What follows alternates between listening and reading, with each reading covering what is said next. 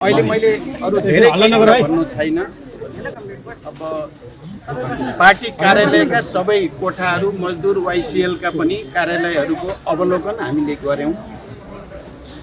निकै ठुलो क्षति भएको त हामीले देख्यौं।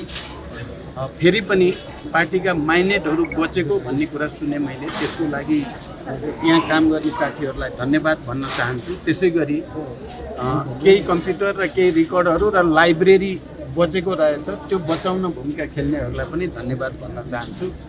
अहिले सफाई कार्यक्रममा सबै युवा कमरेडहरू तपाईहरु सबै सहभागी हुनुभएको छ र 2 दिनमा नै तपाईहरुले सफाईलाई एउटा चाहिँ स्तरमा पुर्याइसक्नु भएको रहेछ। त्यसको लागि सफाईमा अभियानमा संलग्न सबै कमरेडहरूलाई पनि पार्टी केन्द्रको तर्फबाट मेरो तर्फबाट धन्यवाद भन्न चाहन्छु। र अन्तिममा क्षति त पुर्याइयो पुग्यो, तर म के भन्न चाहन्छु भने अब पार्टीको नयाँ कार्यालय भवन सिङ्गो पार्टी पंक्ति देशभित्र र बाहिरका सबै पार्टी सदस्यहरूको सहयोगमा भव्य भवन बनाइनेछ। यही कुरा थ्यांक यू।